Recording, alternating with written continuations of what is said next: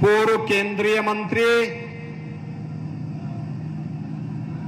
और लोकप्रिय प्रत्याशी माननीय श्रीमती मेनका गांधी जी, भारतीय जनता पार्टी के जिला के अध्यक्ष डॉक्टर आर.ए. वर्मा जी, लोकसभा के प्रभारी श्री के सिंह जी, संयोजक श्री जगजीत सिंह छंगू जी, मंच पर उपस्थित हमारे माननीय विधायक श्री विनोद सिंह जी, लोकप्रिय विधायक कादीपुर श्री राजेश गौतम जी, विधायक सदर श्री राज प्रसाद उपाध्याय जी, विधान परिषद सदस्य श्री शैलेंद्र प्रताप सिंह जी, मंच पर उपस्थित पूर्व मंत्री श्री जय नारायण तिवारी जी, पूर्व विधायक अर्जुन सिंह जी, रामचंद्र चौधरी जी, अपना दल के अध्यक्ष अभिलाष पटेल जी, सुहेलदेव राजभर पार्टी के अध्यक्ष अरविंद राजभर जी, जिलाध्यक्ष निषाद पार्टी श्री राजेश निषाद जी, मंच पर उपस्थित भारतीय जनता पार्टी एनडीए के सभी घटक दलों के माननीय पदाधिकारीगण और भारी संख्या में उपस्थित कादीपुर और सुल्तानपुर के मेरे सभी उपस्थित बहनों और भाइयों, मैं सबसे पहले महाराज कुश की इस पावन धरा को कोटि कोटि नमन करते हुए आप सबका मैं हृदय से अभिनंदन करता हूं, स्वागत करता हूं। बहनों और भाइयों, मुझे अभी बताया गया कि हम सबका एक कर्मठ कार्यकर्ता जो आज ही ये चुनावी सभा में आ रहे थे, श्री राम सिंगार निषाद, वो एक दुर्घटना के शिकार हुए हैं, उनकी दुखद मृत्यु हुई है। मेरी पूरी संवेदना उस परिवार के प्रति है और हम पूरी पार्टी इस दुख की घड़ी में उनके साथ खड़ी है। बहनों और भाइयों, जैसा कि आपकी लोकप्रिय सांसद मेनका जी कह रही थी, लगातार लंबा चुनाव होने के नाते जो उत्साह 55 दिनों से आपके मन में दिखाई दे रहा है और जो उत्साह आप दिखा रहे हैं, मैं इसके लिए आपका अभिनंदन करता हूं, आप सबका स्वागत करता हूं। लेकिन यह उत्साह सुल्तानपुर में तो होना ही चाहिए। इसलिए होना चाहिए क्योंकि 500 वर्षों का इंतजार जो अयोध्या का समाप्त हुआ। बहनों और भाइयों, अब तक 5 चरणों का चुनाव हो गया है। 5 चरणों के चुनाव संपन्न हो गए हैं। छठे चरण में 25 मई को आपको चुनाव करना है। अब तक मुझे देश के कई राज्यों में जाने का अवसर प्राप्त हुआ और जो जनता जनार्दन में उत्साह है, जो उमंग है, एक स्वर से गूंज रहा है। लोग एक ही नारा लगा रहे हैं और वह है कि फिर एक बार, फिर एक बार, फिर एक बार और अब की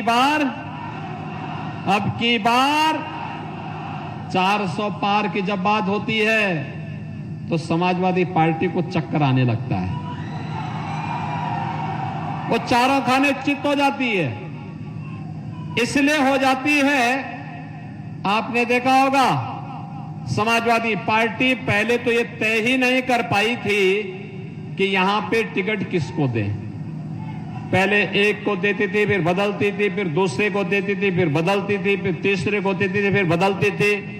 और जब कोई नहीं वहां पे हो पाया तो गोरखपुर से ठुकराए गए व्यक्ति को यहां पे ला करके जबरदस्ती यहां पर उसको थोपने का काम किया है। बहनों और भाइयों, मैं आप सबसे कहना चाहता हूं, पूरे देश की जो आवाज है, ये समाजवादी पार्टी और कांग्रेस के लोग देश से पूछते हैं कि 400 पार कैसे, क्योंकि कांग्रेस और समाजवादी पार्टी भी मिलकर 400 सीट पे चुनाव नहीं लड़ रही है।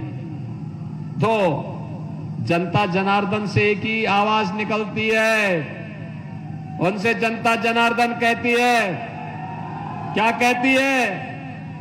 चाहे जितना जोर लगा लो, जीतेंगे तो मोदी ही और आएंगे भी मोदी ही। बहनों और भाइयों, वो कहते हैं कैसे? तो फिर पूरे देश से आवाज आती है जो राम को लाए हैं, जो राम को लाए हैं। और पूरे चुनाव को अगर आप देखेंगे तो राम भक्तों और राम द्रोहियों के बीच में पूरा चुनाव जाकर के समट गया है। बहनों और भाइयों, राम भक्त आत्मनिर्भर और विकसित भारत के लिए गांव, गरीब, किसान, नौजवान, महिलाओं, इन सब के उत्थान के लिए, देश की सुरक्षा के लिए, सम्मान के लिए कार्य कर रहे हैं। तो रामद्रोही षड्यंत्रों में लगे हैं, षड्यंत्रों में लगे हैं। लगातार कोई ना कोई षड्यंत्र करना, कोई ना कोई देश के खिलाफ षड्यंत्र करना, समाज के लिए खिलाफ षड्यंत्र करना। पहले देश को बांटा, फिर क्षेत्र और भाषा के आधार पर बांटा, और अब जातियों को लड़ाने का काम भी कर रहे हैं। ये लड़ाएंगे, अपमानित करवाने का काम करेंगे। लेकिन बहनों और भाइयों, हमें तो विकसित भारत के लिए एकजुट होकर के कमल खिलाने का काम करना है। और इसी उद्देश्य से आज मैं आपके बीच में यहां पर आया हूं। पूरे देश की जो आवाज है, उस आवाज के साथ हम सबको जुड़ना है। हमारी पीढ़ी सौभाग्यशाली है, हमने मोदी जी के नेतृत्व में बदलते हुए भारत को देखा है। एक भारत श्रेष्ठ भारत, एक ऐसा भारत आज दुनिया में जिसका सम्मान है, एक ऐसा भारत जिसकी सीमाएं सुरक्षित हैं, एक ऐसा भारत जो आतंकवाद और नक्सलवाद पर जीरो टॉलरेंस की नीति के तहत काम करता है। अब वह समय नहीं, याद करिए, कांग्रेस के समय में सीमा से आतंकवादी घुसते थे, सरकार मौन रहती थी। जगह जगह विस्फोट होते थे, सरकार मौन रहती थी। अयोध्या में हमारे रामलला के पावन जन्मभूमि पर हमला होता है, सरकार तब भी मौन रहती थी। काशी में संकट मोचन मंदिर पर हमला होता है, तो तब भी सरकार मौन रहती थी। बहनों और भाइयों, आज आप देखते होंगे मोदी जी के नेतृत्व में आतंकवाद और नक्सलवाद देश के अंदर समाप्त हुआ, लेकिन साथ साथ अब तो पटाखा भी जोर से फट जाए तो पाकिस्तान पहले सफाई देता, कहता साहब मेरा हाथ नहीं है, उसे मालूम है नया भारत है, नया भारत छेड़ता नहीं है, लेकिन कोई छेड़ता है तो उसको छोड़ता भी, रसातल से भी ढूंढ निकालेगा और फिर राम नाम सत्य है की यात्रा भी निकाल देगा। आज तो आप विकास कार्य देख रहे होंगे, अच्छा सांसद चुना जाता है तो हाईवे दे देता है। सुल्तानपुर की कनेक्टिविटी तो इधर अयोध्या के लिए, इधर प्रयागराज के लिए, इधर लखनऊ के लिए 4 लेन की कनेक्टिविटी से जुड़ गया है। बहनों और भाइयों, ट्रेन की बेहतरीन सुविधा, वंदे भारत, अमृत भारत, नमो भारत जैसी अत्याधुनिक ट्रेन, और अब तो 1 डिस्ट्रिक्ट 1 मेडिकल कॉलेज। आपने मेनका जी के लिए ताली नहीं बजाई मेडिकल कॉलेज लाने के लिए। कोई सोचता था इस सुल्तानपुर में मेडिकल कॉलेज बनेगा, वो बन गया ना। बहनों और भाइयों, हर जिले में एक एक मेडिकल कॉलेज, आईआईटी बन रहे हैं, आईएम बन रहे हैं, एम्स बन रहे हैं। रायबरेली में एम्स बन गया। और यही नहीं, अब तो हर घर नल योजना भी है और नल में जल भी है ना।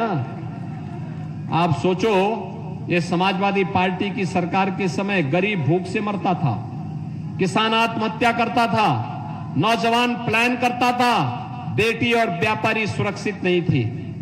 आज 80 करोड़ लोग देश में फ्री में राशन की सुविधा प्राप्त कर रहे हैं। 60 करोड़ लोगों को 5 लाख रुपए प्रतिवर्ष आयुष्मान भारत की सुविधा, फ्री में उपचार की सुविधा प्राप्त हो रही है। मोदी जी ने कहा है 4 जून के बाद जब फिर एक बार मोदी सरकार बनेगी तो 70 वर्ष से ऊपर के हर एक बुजुर्ग को 5 लाख रुपए की फ्री में स्वास्थ्य बीमा उपलब्ध करवाएंगे। 12 करोड़ किसानों को किसान सम्मान निधि, 1 करोड़ दिव्यांगजन, निराश्रित महिलाएं और बुजुर्गों को हम लोग प्रदेश में 1,000 रुपए यानी 12,000 रुपए सालाना पेंशन की सुविधा उपलब्ध करवा रहे हैं। बहनों और भाइयों, 12 करोड़ घरों में शौचालय बन गए, 10 करोड़ घरों में उज्ज्वला योजना का कनेक्शन पहुंच गया और यूपी में तो हमने किया है, होली और दीपावली में एक भरा हुआ सिलेंडर भी इन लोगों को उपलब्ध करवा रहे हैं। 4 करोड़ गरीबों के मकान बन गए हैं और मोदी जी ने कहा है 4 जून को जब फिर एक बार मोदी सरकार बनेगी बाकी बचे हुए गरीबों के भी मकान बनेंगे। इधर रामलला विराजमान हुए और उधर प्रदेश के सभी बड़े बड़े माफियाओं का राम नाम सत्य है भी हो गया। जो बाकी बचे होंगे उनके घरों में भी खलबली मची होगी, वे भी अपने छुपने का ठिकाना ढूंढ रहे होंगे। लेकिन आप निश्चिंत रहिए, ये नए भारत का नया उत्तर प्रदेश है। बेटी भी और व्यापारी दोनों सुरक्षित होगा। बहनों और भाइयों, मैं तो कहने के लिए आपके पास आया हूं एक बहुत जरूरी बात को लेकर के। ये जो समाजवादी पार्टी और कांग्रेस का गठबंधन है, जब भी हुआ है अनर्थकारी हुआ है, देश के लिए खतरनाक है। आप देख रहे होंगे कितनी भगदड़ मच रही है रोज। आप सोचो ये गुंडे अगर सत्ता में आते क्या करते, जो अपने नेता के लिए जाकर के क्या मारपीट करते हैं, कैसी वहां पे उनके मंचों पे तोड़फोड़ हो रही है, कैसे किसी का मंच टूट रहा है, कोई मंच पे धराशायी हो जा रहा है, कोई धक्का देके अपने नेता को नीचे गिरा दे रहा है और स्वयं भी मंच पर काबिज हो जा रहा है। ये तो समाजवादी पार्टी का संस्कार हो गया है। और दूसरी ओर इनका मैनिफेस्टो भी देखो, एक खतरनाक बात, उन्होंने 2 बातें बहुत खतरनाक कही हैं, यद्यपि पूरा खतरनाक बातों से ही उनका मैनिफेस्टो भरा पड़ा है, जिसके आधार पर कोई सरकार चलाती है कोई पार्टी। लेकिन एक बात, अनुसूचित जाति और पिछड़ी जाति के आरक्षण के अधिकार पर ये लोग सेंध लगाना चाहते हैं और आपके अधिकार को ये मुसलमानों को बांटना चाहते हैं। क्या आप इसको देंगे? क्या आप इसकी स्वतंत्रता देंगे? क्या बाबा साहब भीमराव अंबेडकर ने कहा था धर्म के आधार पर भारत के अंदर आरक्षण नहीं हो सकता। बाबा साहब भीमराव अंबेडकर का अपमान इन्होंने किया और आज भारत के संविधान के विरुद्ध आचरण करने की बात करते हैं। और दूसरा, जब राहुल गांधी से पूछा गया कि कैसे आप गरीबी हटाएंगे, ये 2 लड़कों की जोड़ी जो है ना, ये बड़ी खतरनाक जोड़ी है। उनको कुछ भी पता नहीं होता है, दोनों को घर में रटाना पड़ता है आज क्या बोलना है, क्योंकि एक तो 11 बजे सो के उठेंगे तो उनको पता ही नहीं कि क्या करना है, फिर जल्दी जल्दी कार्यक्रम कहीं लग गए तो फिर उनको तैयार करके भेजना पड़ता है, और 50 साल और 60 साल के हो जाएंगे तब भी लड़के ही रहेंगे, जीवन भर उनको लड़का ही रहना है। बहनों और भाइयों, मैं आपसे कहने के लिए आया हूं, उनसे पूछा गया क्या करेंगे गरीबी के लिए, कहा गरीबी हटाएंगे। कहा रे भाई, दादी ने भी तो यही नारा दिया था, नाती भी यही बोल रहा है। कहा नहीं, एक झटके में हटाएंगे। कहा कैसे? कहा सर्वे करवा देंगे संपत्ति का सर्वे। और फिर क्या करेंगे? कहा फिर विरासत टैक्स लगाएंगे। कहा विरासत टैक्स? कहा कहा कैसे? कहा अगर किसी के पूर्वज ने, आपके बाप दादों ने, आपके ग्रैंडफादर और फादर ने, आपकी मां ने कोई संपत्ति अर्जित की है, खेत लिया होगा, मकान लिया होगा, प्लॉट लिया होगा, जेवर लिए होंगे, पैसा जमा किया होगा, एफडी की होगी, कोई अन्य पैसा कहीं लगाया होगा, उसमें से आधा पैसा, ये आधा प्रॉपर्टी, चल और अचल संपत्ति, आधी ये विरासत टैक्स के नाम पर आपसे ले लेंगे और फिर इसको पाकिस्तानी, बांग्लादेशी और अफगानिस्तानी घुसपैठियों को देने का काम करेंगे। क्या आप इसको स्वीकार करेंगे? क्या अरे खून और पसीना आपके पूर्वजों का, और कब्जा करने के लिए आएंगे ये, क्या आप इसको स्वीकार करेंगे? क्या बहनों और भाइयों, मैं तो कहता हूं वे आपसे वोट मांगना चाहते हैं और फिर आप ही के ऊपर खतरा पैदा करना चाहते हैं। इसी को कहते हैं भस्मासुर। भस्मासुर की आत्मा इनके अंदर भी घुस चुकी है। और वैसे भी जब ये लोग आते हैं सत्ता में, समाजवादी पार्टी का तो नारा ही होता है, क्या नारा होता है? समाज सपा का है एक ही नारा, खाली प्लॉट कब्जा करो वह है हमारा। यही तो बोलते थे ना, ये यही करते थे ना। और ये विरासत टैक्स उसी तर्ज पर ये लोग लागू करना चाहते हैं। क्या विरासत टैक्स देंगे? क्या ये भस्मासुरों को फिर से सत्ता सौंपेंगे? क्या सौंपने का काम करेंगे? क्या कतई ये गलती नहीं होनी चाहिए। और इसीलिए आज मैं आया हूं सुल्तानपुर में। सुल्तानपुर के विकास के दोषी हैं कांग्रेस और समाजवादी पार्टी। अयोध्या कितने लोग गए हैं इधर 22 जनवरी के बाद? ओह, पूरा ही कादीपुर और पूरा ही सुल्तानपुर जा चुका है। यानी आपने वहां का दर्शन कर लिया रामलला का। अयोध्या में अच्छा लगा? अच्छा लगा ना? सड़कें कितनी अच्छी हो गई, देखा ना?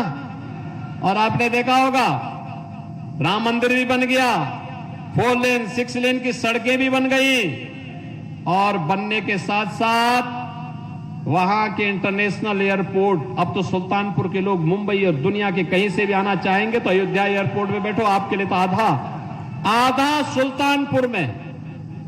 सुल्तानपुर एक सबसे नजदीक, आपके लिए सबसे नजदीक हो गया।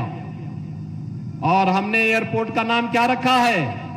महर्षि वाल्मीकि के नाम पे। किसके नाम पे रखा है? अयोध्या में यात्री विश्रामालय जितने बनाए गए हैं उनका नामकरण किसके नाम पे है? निषाद राज के नाम पे। किसके नाम पे है? निषाद राज के नाम पे। और वहां श्रद्धालुओं के लिए जो भोजन मिलता है, उस भोजनालय का नामकरण किसके नाम पर है? माता सबरी के नाम पर। यह है सामाजिक न्याय, यह है सामाजिक न्याय।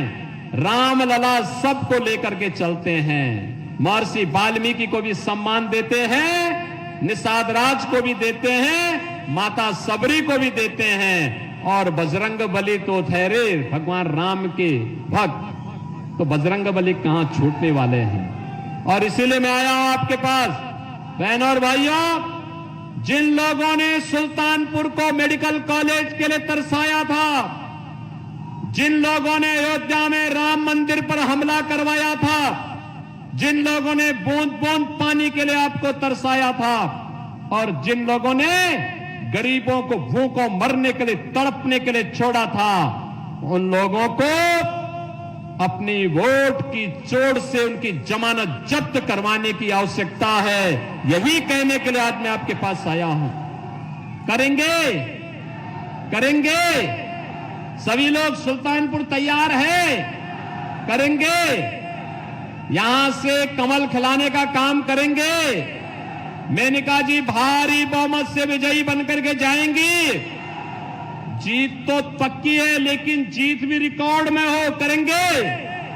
सभी लोग सहमत हैं? इसके लिए आपको 2 काम करना होगा।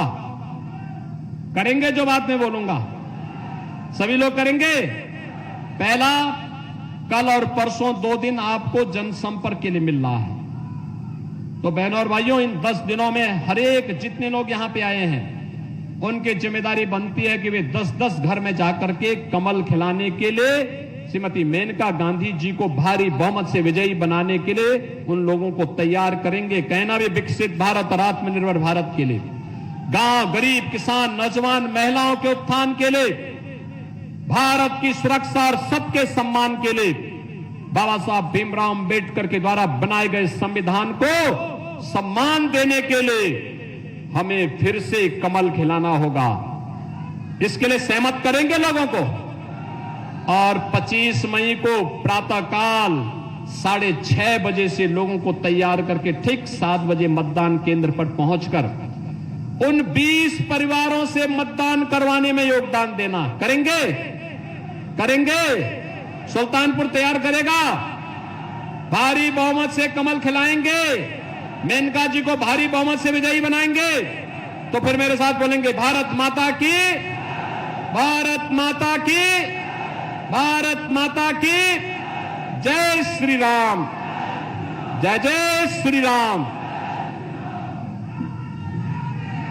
धन्यवाद माननीय मुख्यमंत्री जी।